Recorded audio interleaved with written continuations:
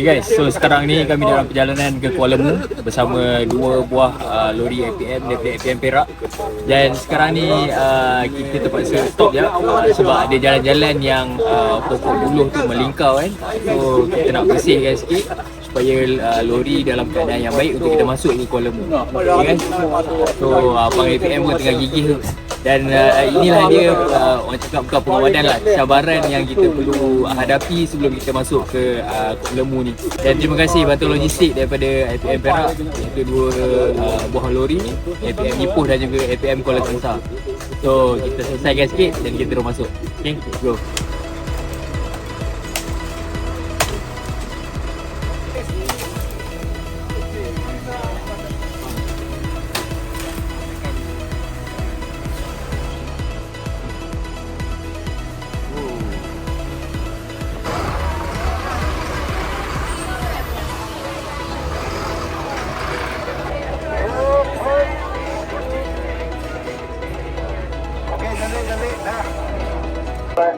Okay, bismillahirrahmanirrahim. Assalamualaikum guys. So hari ini kita sambung misi kembali Tengkujuh kita, sumbangan CIMB Foundation untuk jajaran yang ketiga, di mana di lokasi yang pertama untuk jajaran ketiga ini adalah di Kuala Mu. So di sini kami akan menyantuni seramai 250 ketua isi rumah yang berada di kawasan Kuala Mu ini. Dan yes, sekarang tengah berlangsungnya agihan. Kita bakal edah atas lori sahaja, macam biasa, macam di Gua Musang dan Nasi. So semoga dipermudahkan. Jom kita saksikan sesi agihan kita pada hari ini. Let's go.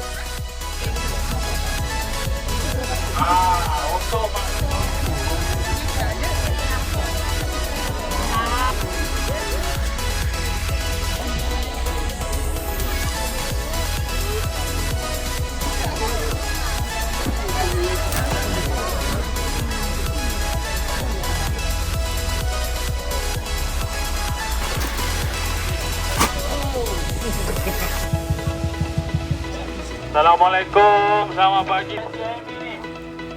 Beg ni, dalam ni ada barang-barang kebersihan, 3 jenis barang tau. Nanti nak ambil, seorang nak bawa memang tak larat. Satu penerima dapat 3 set. Beratur tau. Boleh lah.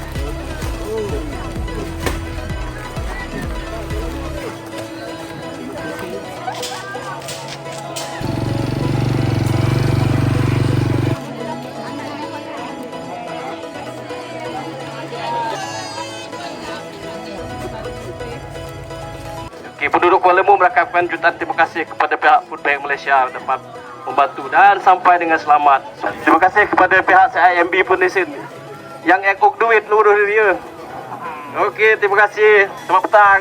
Okay guys, alhamdulillah selesai sudah kita punya lokasi pertama di Kuala Mu untuk jajaran ketiga ni, di mana kita dah edarkan dan agihkan sebanyak 250 packs 3 jenis makanan sumbangan daripada CIMB tu. Ada barang makanan asas, beras 10 kg dan juga kit kebersihan. So, alhamdulillah manfaat itu telah disebarkan di Kuala Mu ini. Dan ingat dah habis ke? Belum lagi guys. So kita akan sambung esok, di mana jajaran ini tetap bersambung, jajaran ketiga. Cuma lepas ni kita akan pergi ke belah baling dan kami akan akhiri satu lagi hari di Grip. So nantikan kita punya perjalanan misi bantuan kemanusiaan Kemara Tengkujuh, sumbangan daripada CIMB untuk tahun CIMB Foundation untuk tahun 2026. So alhamdulillah selesai hari pertama. Stay tune. Jangan lupa dapatkan update di media sosial Yayasan Food Bank Malaysia. Berpakat bantu masyarakat. Let's go.